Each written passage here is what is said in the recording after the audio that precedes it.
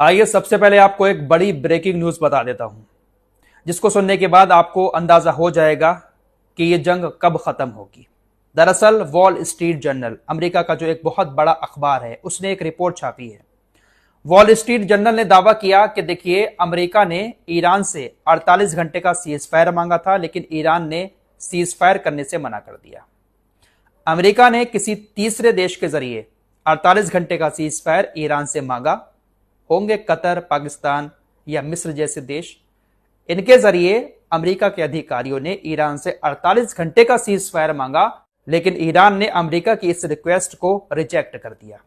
America चाह रहा था कि 48 घंटे का सीज फायर हो जाए, पाकिस्तान के इस्लामाबाद में बैठकर अमेरिका के अधिकारी और ईरान के अधिकारी बातचीत करें, कोई बीच का रास्ता निकालें, लेकिन ईरान ने साफ मना कर दिया कि हम किसी तरह का कोई भी सीज फायर नहीं करेंगे। हमारी सारी पिछली रिपोर्ट्स आप लोगों ने देखी होंगी।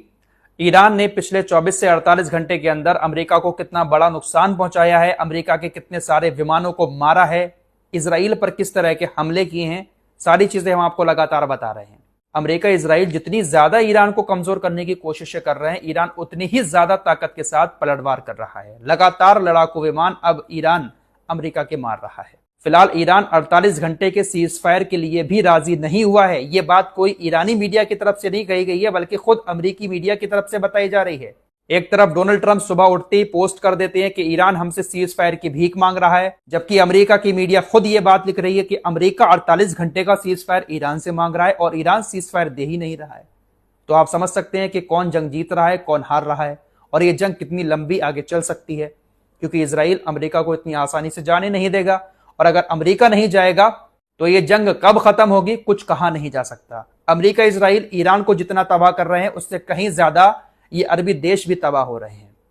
कल आपको एक खबर दी थी कि कुवैत के अंदर वाटर डिसोलिनेशन प्लांट पर हमला किया गया। शुरुआती रिपोर्ट्स ये आ रही थी कि यह हमला ईरान की तरफ से किया गया है। हालांकि शाम होते होते ईरान ने दावा किया कि हमने वाटर के प्लांट पर किसी तरह का कोई हमला नहीं किया है, यह दुश्मन की साजिश है।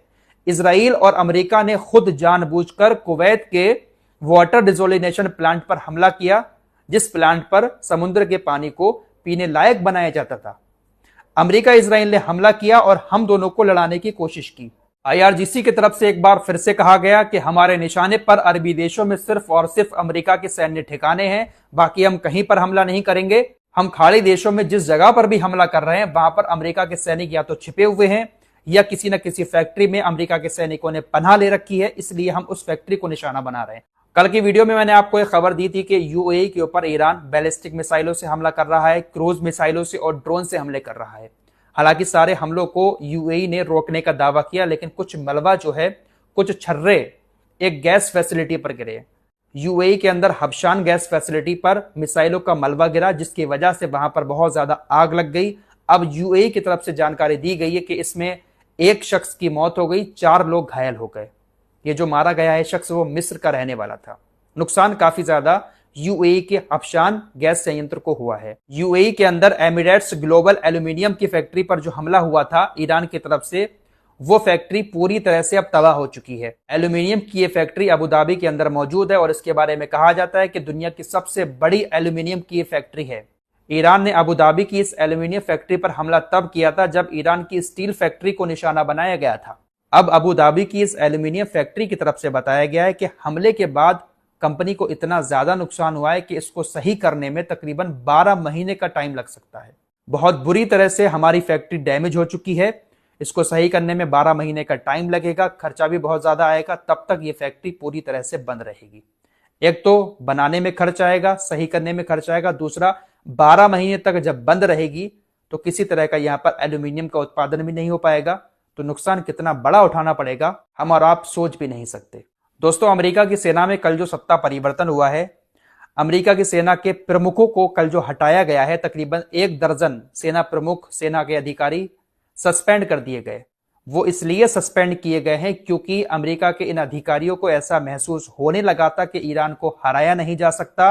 अमेरिकी सेना के अधिकारी डोनाल्ड ट्रंप और ट्रंप के प्रशासन की बात नहीं मान रहे थे। डोनाल्ड ट्रंप अपनी सेना को ईरान के अंदर भेजकर जमीनी ऑपरेशन चलाने की जो बातें कर रहे हैं, अमेरिकी जमीनी सेना के प्रमुख इसके खिलाफ थे, क्योंकि उनको ऐसा महसूस हो रहा था कि अमेरिका की सेना ईरान के अंदर घुसकर ईरान को नहीं हरा पाएगी, तो डोनाल्ड ट्रंप ने सभी को सस्पेंड करवा दिया और अब नई भर्तियां की जा रही हैं। जो इनका कहना माने, जो ये कहें मिडिल ईस्ट के अंदर अमेरिका की सेना वो करे। अमेरिका इजराइल की सेना ने ईरान के तेहरान में मौजूद शाहिद बेहेश्ती यूनिवर्सिटी को निशाना बनाया है। ये लेजर और प्लाज्मा रिसर्च इंस्टीट्यूट था, काफी पुराना था और काफी बड़ा था।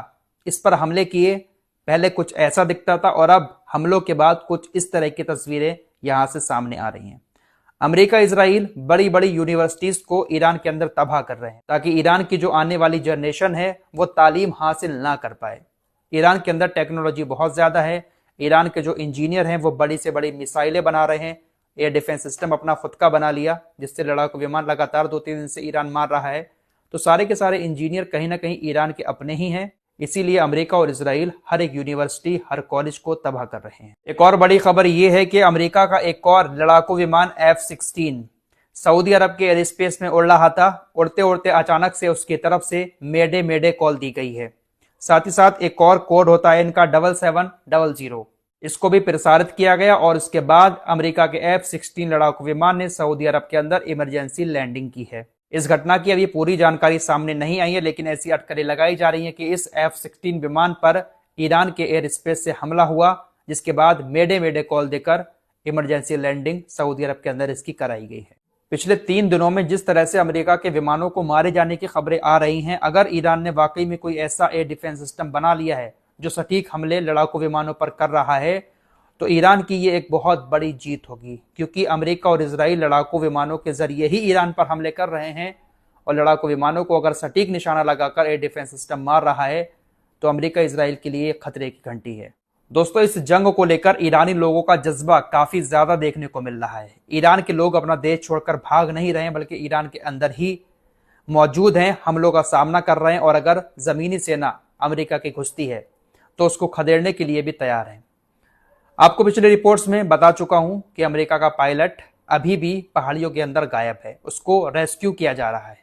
ईरान के जिस प्रांत में पायलट गायब हुआ है वहां के लोगों ने इनाम रख दिया है कि जो भी पायलट को पकड़ेगा उसको तकरीबन $30,000 इनाम दिया जाएगा। अब ये खिलाड़ी, इसने भी कहा, ईरान का एक चैंपियन फुटबॉल खिलाड़ी है, इसने कहा कि मुझे आज तक जितने भी मेडल मिले हैं, जो भी शख्स अमेरिकी पायलट को पकड़ेगा अपने सारे मेडल मैं उसको दे दूंगा। मोहम्मद अंसारी इनका नाम है। पार्सेपोलिस में खेलते हुए इनको बहुत सारे मेडल मिले हैं। इन्होंने कहा कि हमला करने वाले पायलट को जो भी पकड़ेगा मैं अपने सारे मेडल उसको दे दूंगा। तो इस तरह से ईरानी लोग जज्बा दिखा रहे हैं। पायलट को पकड़ने वाले को अपने सारे मेडल एक चैंपियन फुटबॉल खिलाड़ी देने को तैयार हो चुका है। अब कुछ लोगों को ऐसा लगता होगा कि आखिर पायलट को पकड़ने से ईरान को क्या मिल जाएगा। ईरान को बहुत सारी इंफॉर्मेशन पायलट को पकड़ने के बाद मिल सकती है। ईरान पायलट से बहुत सारी इंफॉर्मेशन निकलवा सकता है, उसका फायदा उठा सकता है, इसलिए ईरान उसको ढूंढने की कोशिश में लगा हुआ है। दूसरी तरफ अमेरिका भी ढूंढने की कोशिश कर रहा है। हो सकता है मिल गया हो जब तक इस वीडियो को मैं रिकॉर्ड कर रहा हूं, वैसे अभी तक मिला नहीं है। हो सकता है कि अमेरिकी सेना को अगर वो दिख भी गया दूर से कहीं तो उसके ऊपर ही बम मारकर उसको मार दें, क्योंकि अमेरिका की सेना भी नहीं चाहेगी कि उसका पायलट जिंदा ईरान के हाथों में जाए। वैसे अब अमेरिका की सेना के हेलीकॉप्टर उस एरिया में नहीं उड़ रहे हैं, क्योंकि बहुत सारे लोकल लोग जो हैं वो अपने हाथ में बंदूक लेकर पायलट की तलाश कर रहे हैं। साथ ही साथ एयर डिफेंस सिस्टम भी ईरान का काम पर लगा हुआ है। ब्लैक हॉक हेलीकॉप्टर आया था, उस पर हमला किया, वो तो भाग गया। हेलीकॉप्टर बहुत कम आ रहे हैं। अमेरिका दूर दूर से ही अपने पायलट की तलाश कर रहा है। फिलहाल के लिए इतना ही। कुछ और खबरों के साथ फिर हाजिर होऊंगा। अपना ख्याल रखिएगा। अल्लाह हाफिज।